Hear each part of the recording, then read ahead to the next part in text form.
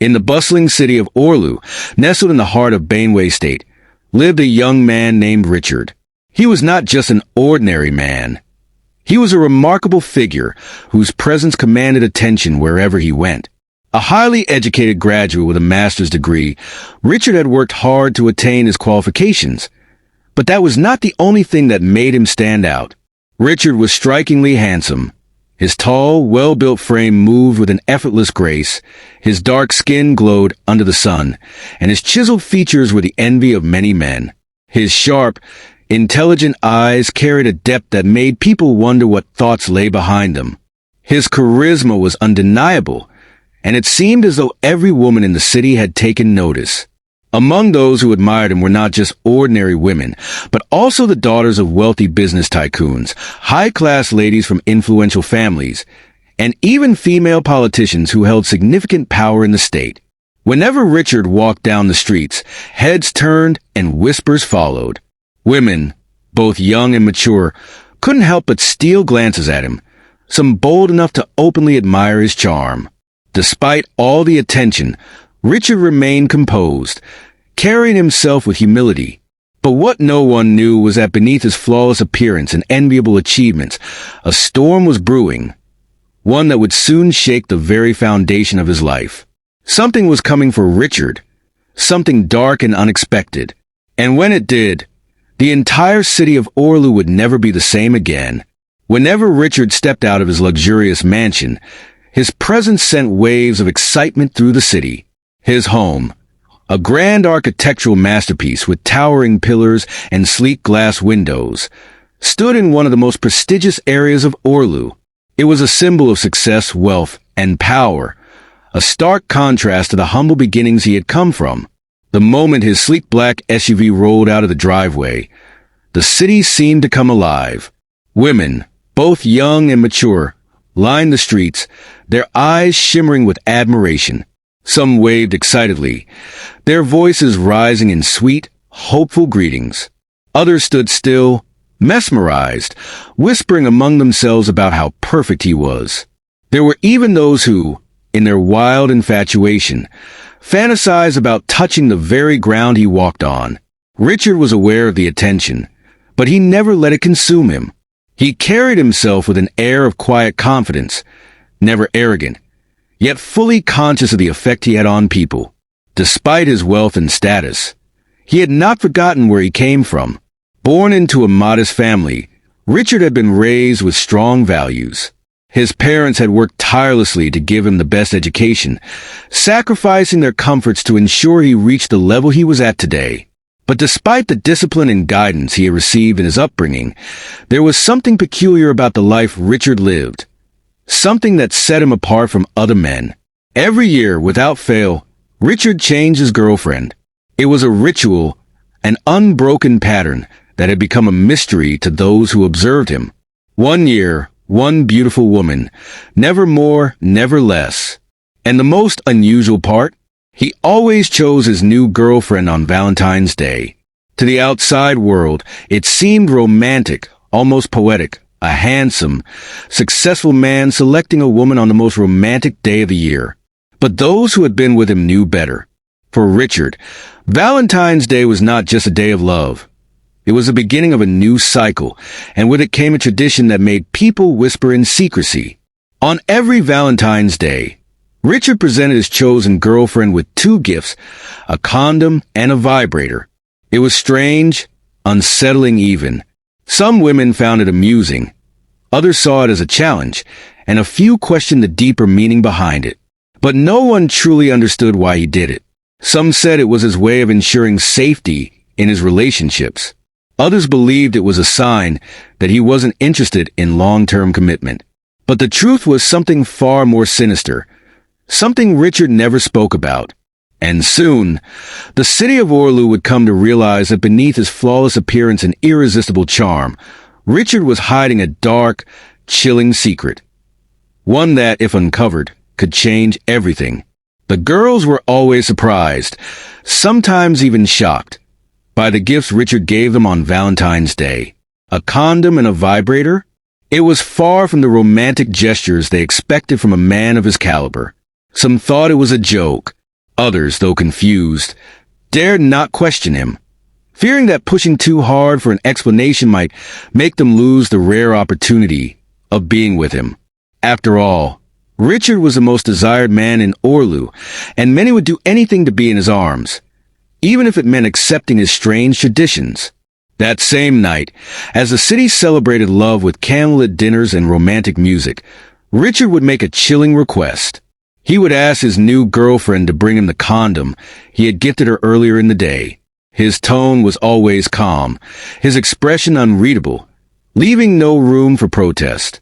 The unsuspecting woman, still basking in the thrill of being chosen, would comply, thinking little of it. And so, under the soft glow of his bedroom lights, Richard would sleep with her. The moment was always intense, almost ritualistic, one that seemed to hold a deeper, darker significance than mere pleasure. Then came the most horrifying part. At the break of dawn, before the first rays of sunlight could fully kiss the earth, Richard would wake up, his movements precise and calculated. Without a word, he would urge the girl to get dressed, his voice smooth but firm. Some, still lost in the haze of the previous night's passion, would obey without question. Others, sensing something was off, would hesitate. But Richard's unwavering gaze would leave them with no choice. He would then drive them out of the city, far beyond the reach of civilization.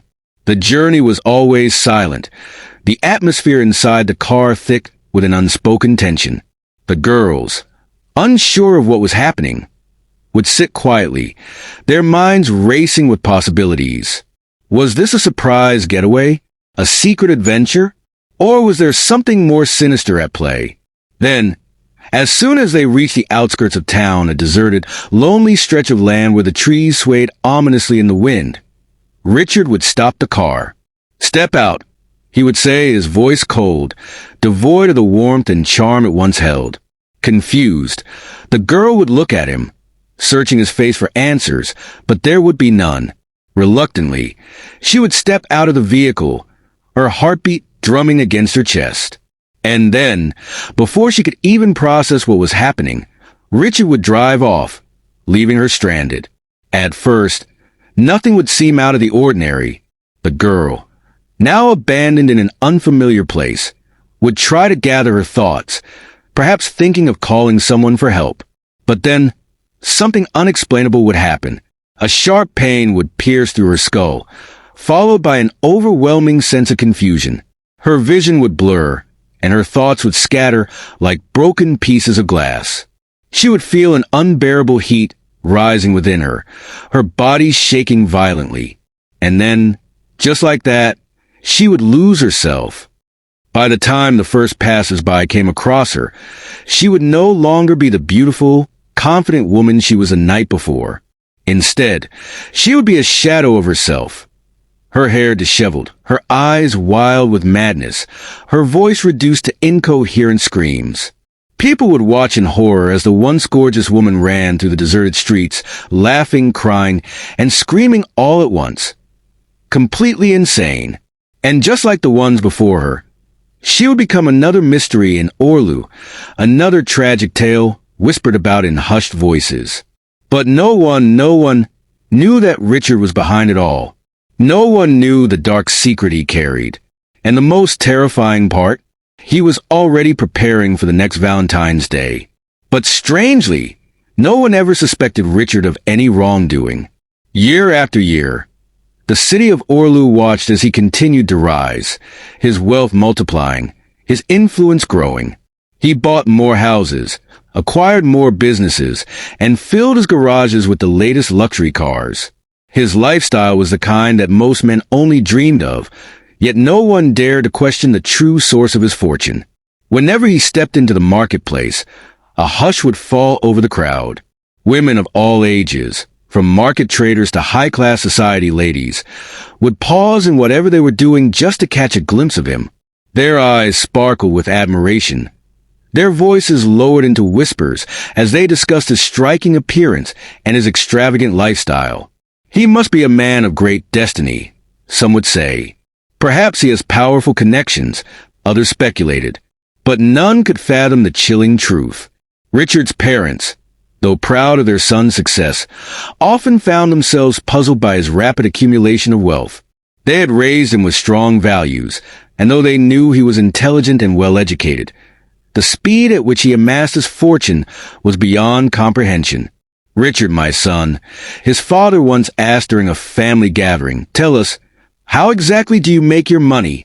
Richard only smiled, his expression unreadable. "I work hard, Papa. I make smart investments," he replied smoothly. His voice was calm, reassuring, so convincing that even his parents never pressed further. Perhaps he was working with an oil and gas company, or maybe he had struck a big deal with some foreign investors. Those were the only logical explanations they could think of, and rather than pry into their son's affairs, they convinced themselves that his success was simply a blessing. But they were wrong. Richard's wealth did not come from honest labor or wise investments.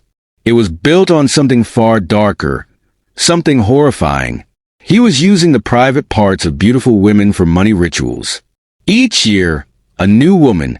Each year, a new victim. And with every soul he sacrificed, his riches grew, his power expanded, and his grip on Orlu tightened. The cycle continued without fail.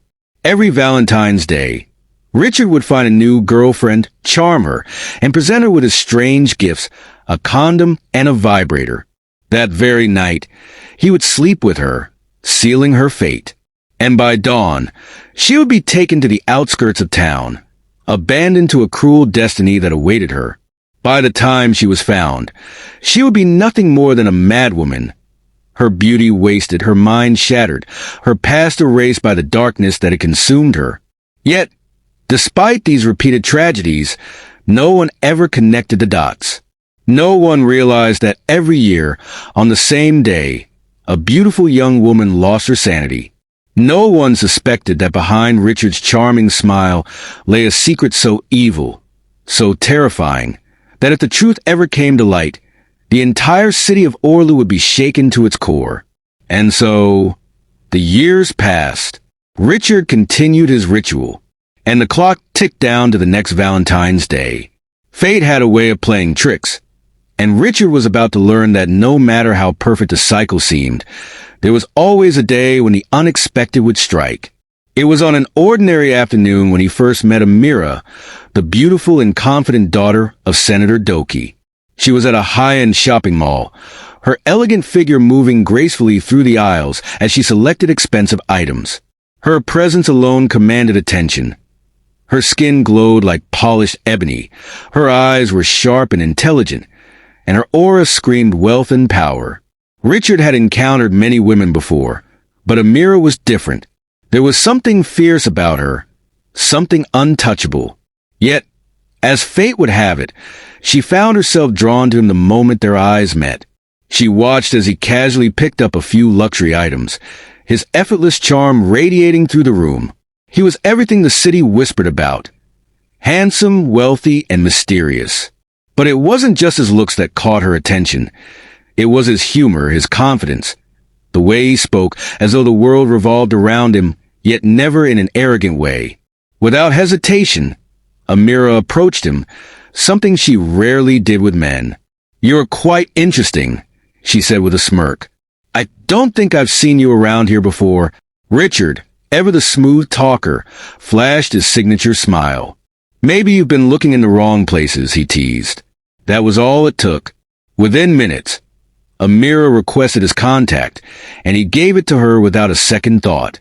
What started as casual texting soon turned into late-night phone calls, expensive dinners, and secret getaways. Before long, Richard and Amira became the power couple of Orlu, their relationship the talk of the city. But while Amira was deeply in love, Richard was simply playing the game he had mastered. He knew what was coming. He had done this every year, and she was no exception. As Valentine's Day approached, he prepared as he always did. That evening, he handed Amira the same strange gifts he had given all the others, a condom and a vibrator. She laughed, thinking it was one of his usual jokes. "You have a weird sense of romance, Richard," she chuckled.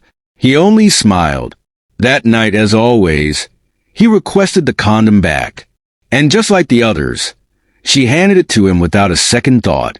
He used it on her, sealing what he thought was another successful ritual. But then, something happened. Something that had never happened before. Hours before dawn, Richard awoke to an eerie silence. Something felt wrong. He turned over, reaching out for a mirror, but her body was stiff. Unnaturally so. His heart pounded as he switched on the bedside lamp. What he saw made his blood run cold. Amira lay there, completely still.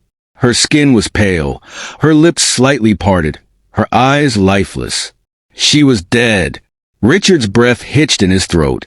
This had never happened before. Never.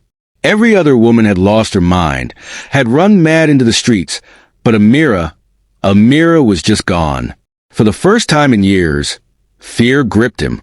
His hands trembled as he checked for a pulse, but there was nothing.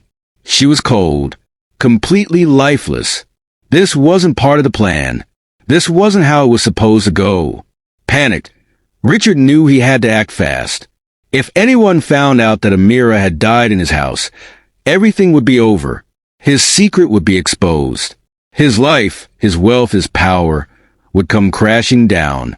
With shaking hands, he dressed her in the clothes she had worn earlier that day, lifted her body into his arms, and carried her outside. The night was dark, the streets empty. He placed her carefully in the back seat of his car, his mind racing. Where could he take her? After a moment's hesitation, he knew what to do.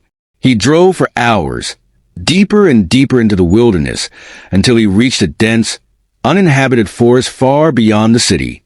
He stepped out of the vehicle, his hands cold with sweat as he dragged her body out.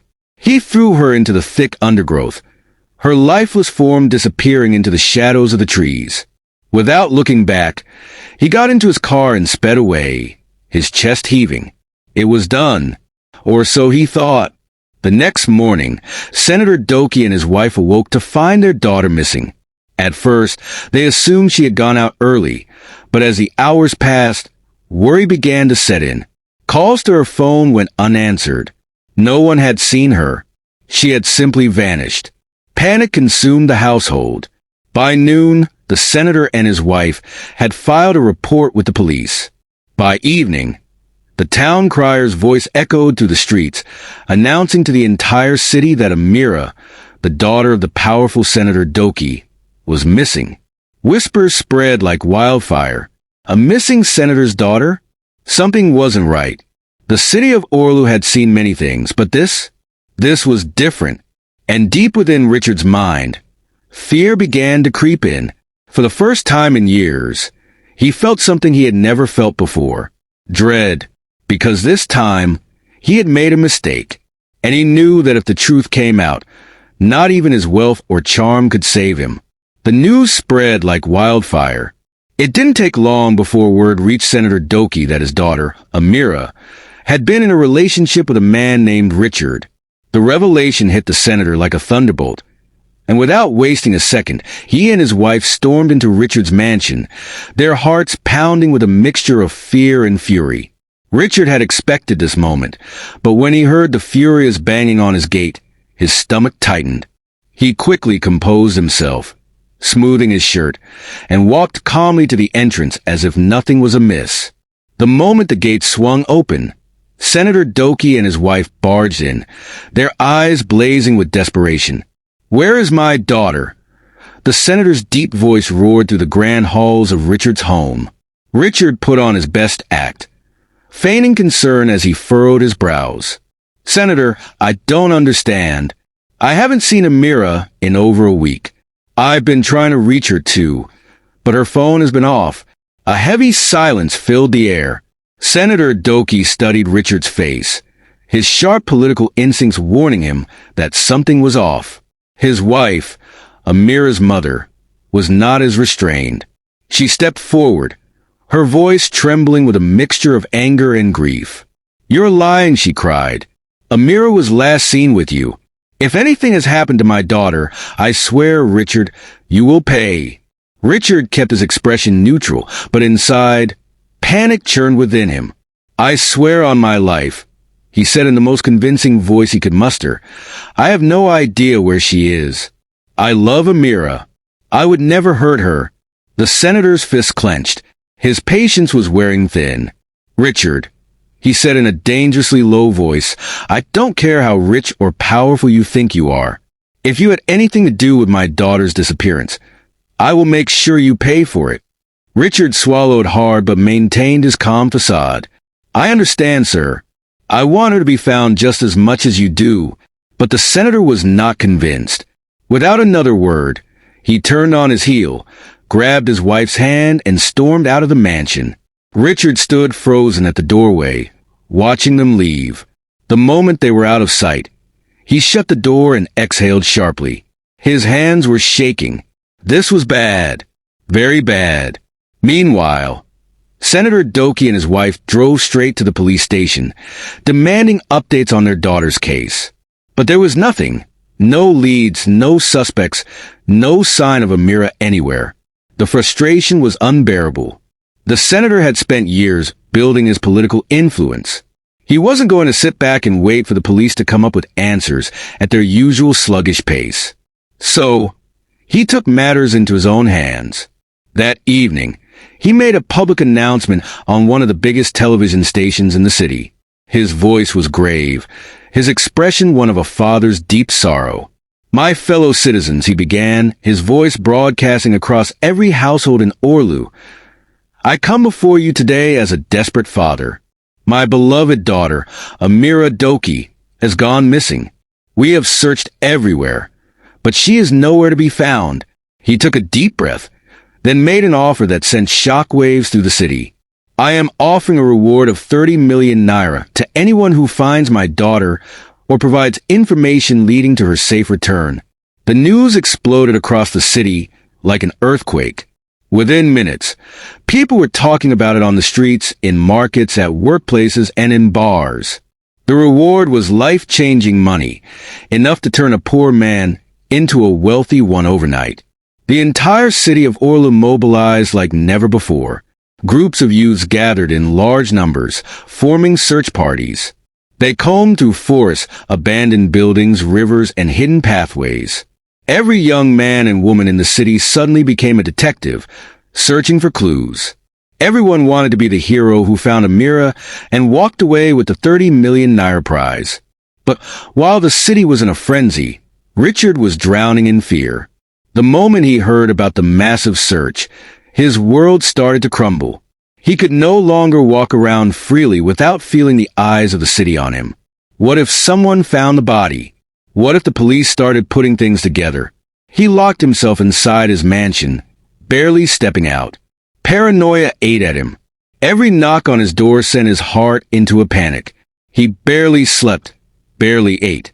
His mind replaying the horrific night he had dumped Amira's lifeless body in the forest. But fear alone would not save him.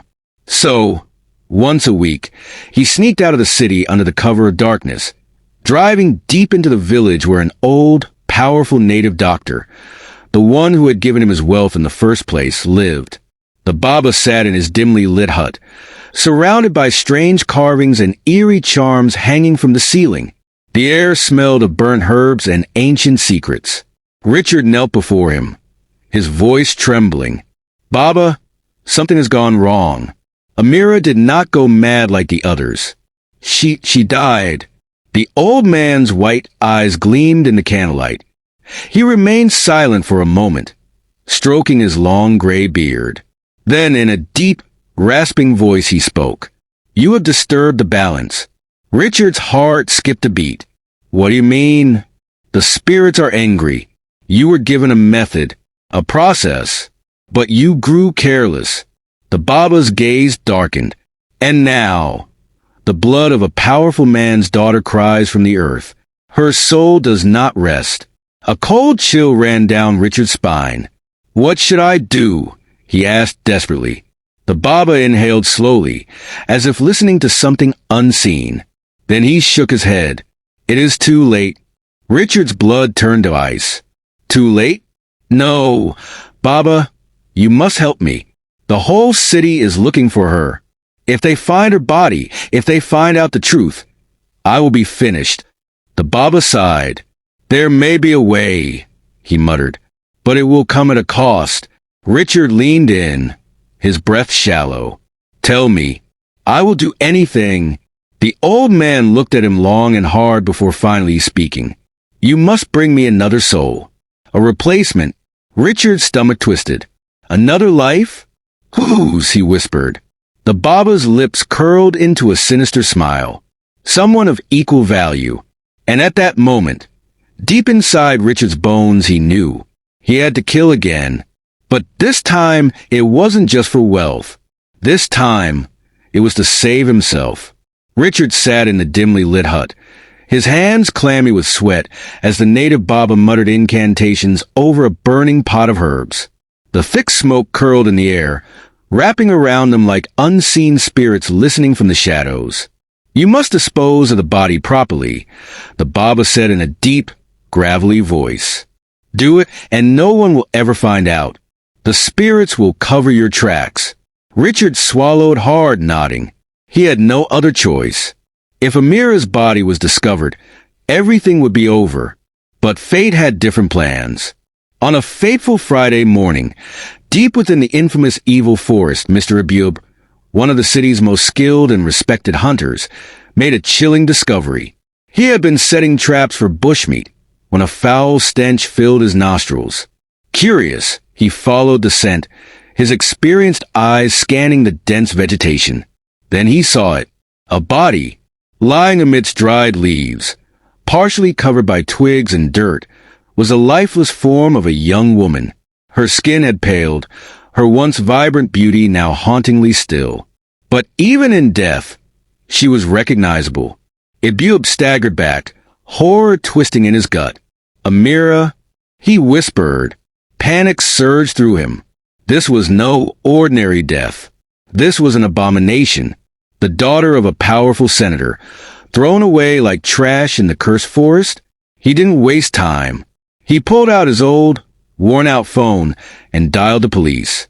Within minutes, sirens wailed through the city as police officers, forensic teams, and reporters swarmed the crime scene. Senator Doki arrived at the scene with a security convoy, his heart thudding violently against his ribs. His wife, too weak to join him, had been left at home in tears. The moment he saw the lifeless body lying on the ground, his breath hitched, his vision blurred, his knees almost gave way. It was her, his only daughter, his pride, his blood. "No, no, no." The senator let out a heart-wrenching scream, his voice echoing through the forest. He staggered forward, dropping to his knees beside her lifeless form. He reached out, his trembling hands touching her cold cheek. "Who did this to you?" he roared, his entire body shaking with rage and grief. "Who has committed this wickedness?" News of Amira's death spread like wildfire. By the time the police transported her body to the morgue, the city was in mourning. Shops closed, markets shut down, and people gathered in clusters whispering about the tragedy.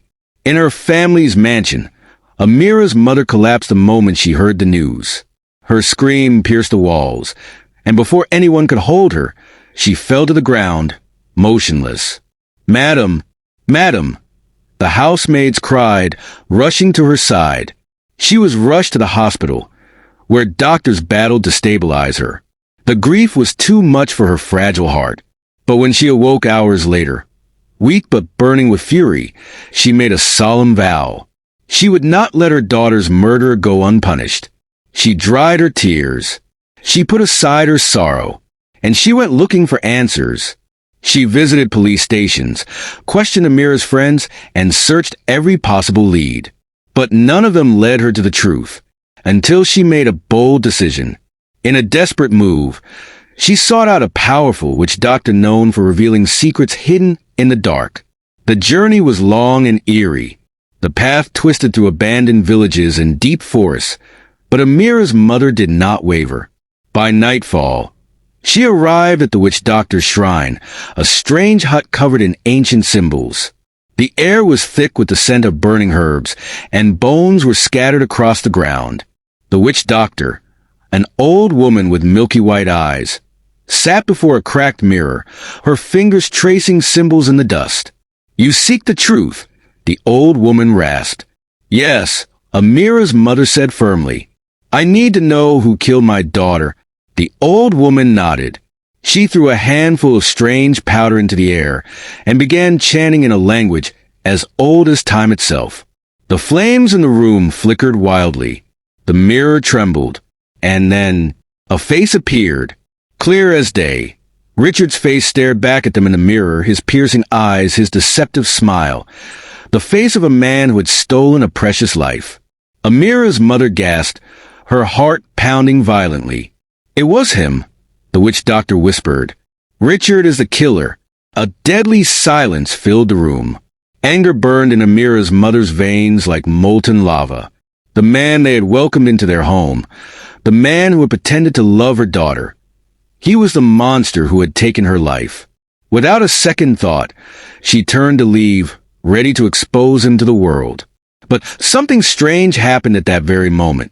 Far away, in the heart of the city, Richard was driving to a mall when suddenly, his hand stiffened on the steering wheel. His vision blurred. His head throbbed with unbearable pain. Then his mind snapped. Without warning, he slammed the brakes, bringing his expensive vehicle to a screeching halt in the middle of the highway. Drivers honked angrily. Pedestrians turned to see what was happening. And then, to everyone's shock, Richard stepped out of his car, tore off his designer shirt, yanked off his shoes, and began running wildly through the streets. His eyes were vacant. His mouth muttered words no one could understand. People gasped, gathering around in astonishment. "Who is this madman?" someone whispered. "Wait, isn't that Richard?" another gasped. "The billionaire? The handsome businessman? But why is he naked and running like a lunatic?" Slowly, the murmurs turned into whispers, and the whispers turned into realization. His sins must have caught up with him, an old woman muttered, shaking her head. Yes, the spirits had finally delivered justice. Richard, the man who had once been the envy of the city, the man who had wealth, power, and admiration, had fallen. His world had crumbled before his very eyes. And as he ran through the streets, laughing and crying at the same time, with people watching in both horror and fascination, one truth became clear. The gods had taken their revenge. The once glorious Richard, who had basked in admiration and wealth, had now become a wretched shadow of his former self. His riches, charm, and deception could no longer save him from the wrath of justice, divine or otherwise. As he wandered the streets, his once loyal admirers recoiled in horror, whispering about the dangers of unchecked greed and wickedness. His luxurious mansions, expensive cars, and thriving businesses meant nothing now. The same city that once adored him now watched him with pity and fear, a living example of how evil never truly goes unpunished. Senator Doki and his wife mourned their daughter, but they took comfort in knowing that the man responsible for her tragic fate had met his own downfall. They ensured that Amira's memory lived on through charity foundations, warning young women about the dangers of deceptive men. Richard, now reduced to a madman roaming the streets, had been consumed by the very darkness he had embraced for years. What are the morals in this story? Let's mention the comment section. If you like and love my stories, kindly subscribe to my channel. Like my videos and share this video to as many friends as you can. I love you. I'll see you in my next video.